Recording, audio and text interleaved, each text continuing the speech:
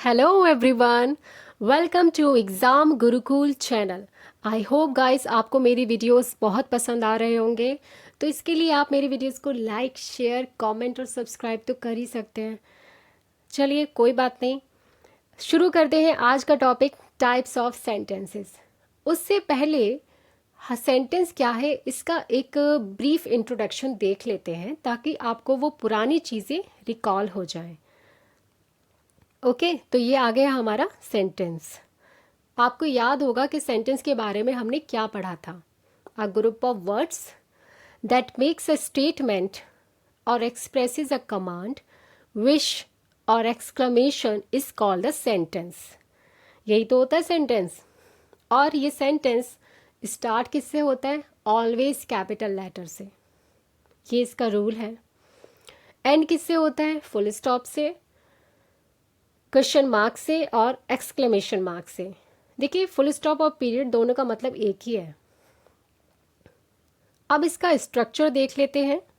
Sentence बनाने का basic structure है subject plus verb plus object.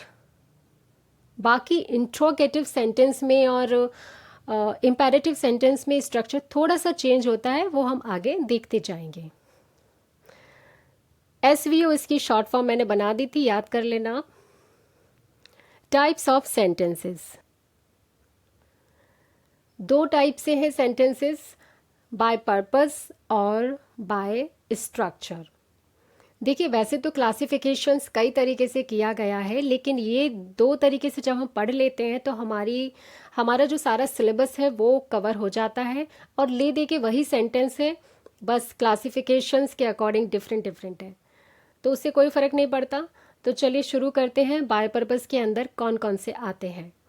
Number 1 पे असर्टिव, इंट्रोगेटिव, इम्पेरेटिव, एक्सक्लेमेटरी और ऑप्टेटिव सेंटेंस। बाय स्ट्रक्चर में simple sentence, compound sentence, complex sentence, compound complex sentence. आपको याद हो तो हमने पिछली वीडियो में इंडिपेंडेंट क्लॉज को ही समझा था कि वही सिंपल सेंटेंस होता है। अगर साधारण भाषा में आप समझिए कि सिंपल सेंटेंस आप ऑलरेडी जान गए हैं और उसके ही पार्ट्स हैं ये सारे जो बाय पर्पस हम पढ़ेंगे। देखिए, कोई भी सेंटेंस है तो उसको कहने का पर्पस क्या है? वो प्रश्न पूछ रहा है, कोई आज्ञा दे रहा है, कोई ले रहा है, कोई सडन फीलिंग बता रहा है या कोई विश है, बस यही बाय पर्पस है। तो चलिए, पहला है हमारा असर्टिव सेंटेंस। इसको डिक्लैरेटिव भी बोला जाता है, स्टेटमेंट भी बोला जाता है। हिंदी में इसको कथात्मक वाक्य कहते हैं। इसकी डेफिनेशन बहुत ईजी है। इट स्टेट्स अ फैक्ट और belief and ends with a full stop और पीरियड। देखिए, ये हमें कोई फैक्ट ही बताएगा, कोई बिलीफ ही बताएगा, यानी डिक्लेयर कर दिया, तभी तो डिक्लेरेटिव सेंटेंस बोलते हैं। इसीलिए इसको स्टेटमेंट कह दिया जाता है कि स्टेटमेंट आ गया, whether that will be positive और नेगेटिव। इसका स्ट्रक्चर है subject plus verb plus object. Already यही बेसिक स्ट्रक्चर अभी हमारा चल रहा है। देखिए, सेंटेंस को कहने के दो तरीके होते हैं, एक तो पॉजिटिव और negative. India one the match, Bharat match जीता, भारत ने मैच जीता, पॉजिटिव हो गया। India didn't win the match, Bharat ने मैच नहीं जीता, नेगेटिव हो गया। जब ये पॉजिटिव सेंस देता है तो इसको अफर्मेटिव बोलते हैं, और जब इसमें नॉट लग जाता है तो ये नेगेटिव बन जाता है। यानी कि असर्टिव सेंटेंस हो गया एक स्टेटमेंट, चाहे वो पॉजिटिव हो या नेगेटिव हो, बस एक स्टेटमेंट आ गया, सामने रख दी बात। अब वो पॉजिटिव है तो अफर्मेटिव कहलाएगा, और नॉट लग गया तो वो नेगेटिव कहलाएगा। इतना ही डिफरेंस है असर्टिव में और अफर्मेटिव में। क्लियर? ओके, तो इसका अब देखते हैं इंट्रोगेटिव सेंटेंस, जिसको हिंदी में क्या बोलते हैं हम? प्रश्नवाचक वाक्य। यहीं से समझ आ गया होगा आपको कि प्रश्न पूछा जाएगा, प्रश्न पूछा जाएगा और लास्ट में क्या होगा? प्रश्नवाचक चिन्ह। तो डेफिनेशन इसकी बहुत इजी है।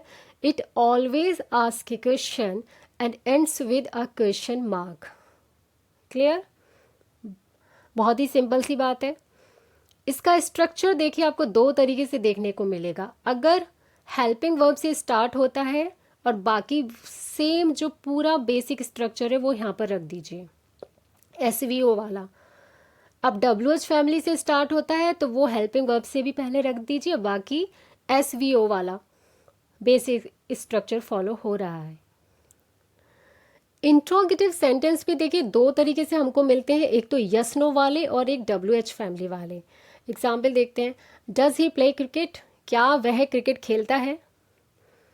Have you bought the fruits, क्या तुमने फल खरीद लिए हैं। इनका आंसर आप कैसे देंगे, यस या नो में ही तो देंगे।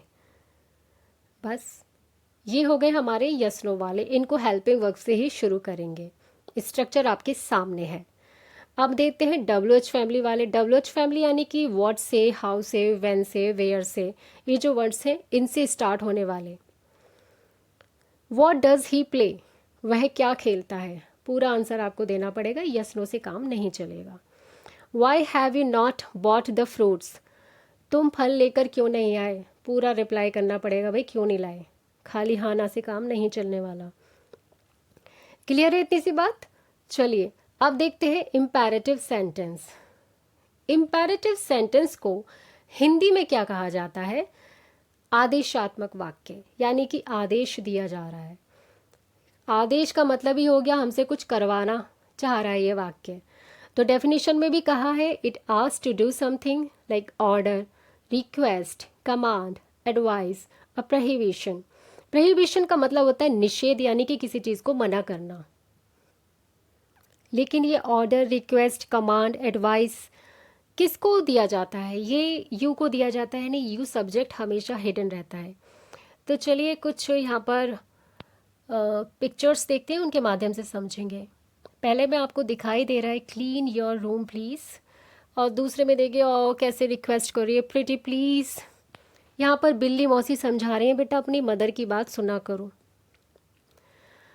और लास्ट पिक्चर में आप देखेंगे, देखिए ये प्रोहिबिशन है, यानी कि आपको निषेध किया गया है, भाई ड्रिंक और ड्राइव एक साथ नहीं करना है, मना है। ये इम्पेरेटिव सेंटेंस होते हैं। क्लियर है। आगे देखते हैं, अब इनका स्ट्रक्चर समझते हैं।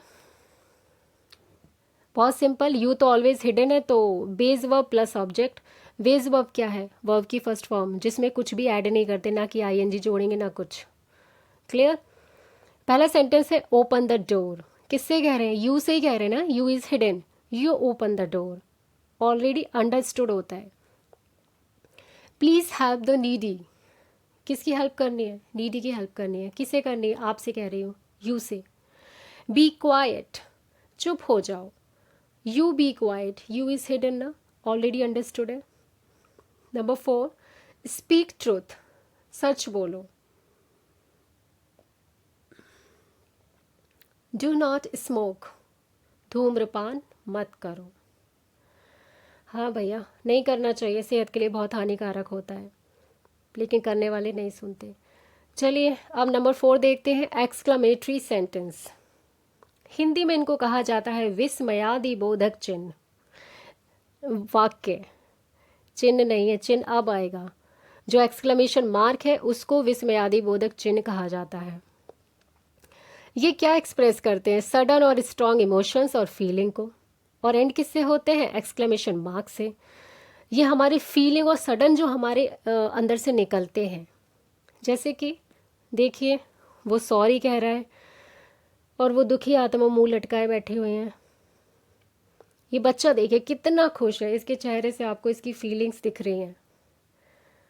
और ये भाई साहब तो इतने खुश हैं कि ये तो पार्टी दे रहे हैं एक ज़ोरदार।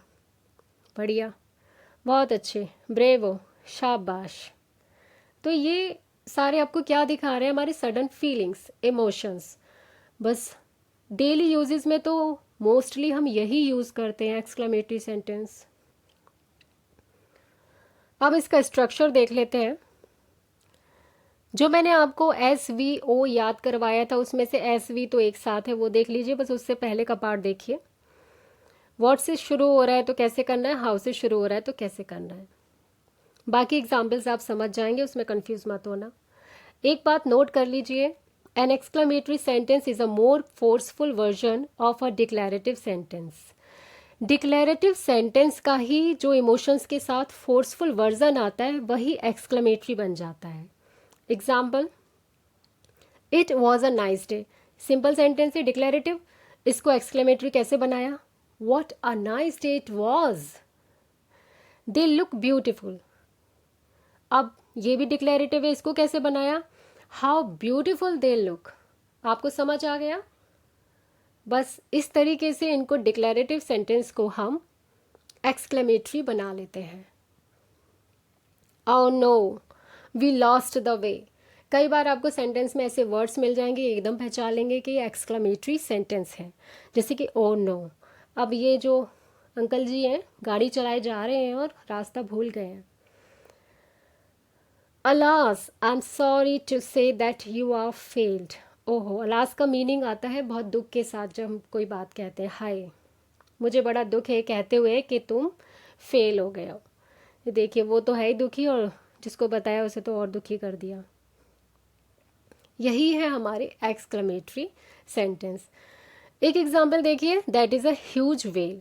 सिंपल बोलेंगे, फुल स्टॉप लगा के डिक्लेरेटिव बन जाएगा. साइन ऑफ एक्सक्लेमेशन के साथ एक्सक्लेमेटरी सेंटेंस बन जाएगा. That is a huge well. Last है ऑप्टेटिव सेंटेंस. हिंदी में इन्हें इच्छार्थक वाक्य कहा जाता है. नाम से ही समझ में आ गया, कोई इच्छा. ब्लेसिंग होगी, प्रेयर होगी, कर्ज होगा या कोई विश, इच्छा होगी. कर्ज यानी श्राप, इसमें श्राप भी दिया जाता है. ओहो. एंड किससे होते हैं? एक्सक्लेमेशन मार्क से या फुल स्टॉप से. स्ट्रक्चर क्या है? मे सबसे पहले लगाते हैं. ये मई जून वाला मे नहीं है, ठीक है. मे प्लस सब्जेक्ट प्लस वर्ब की फर्स्ट फॉर्म प्लस ऑब्जेक्ट.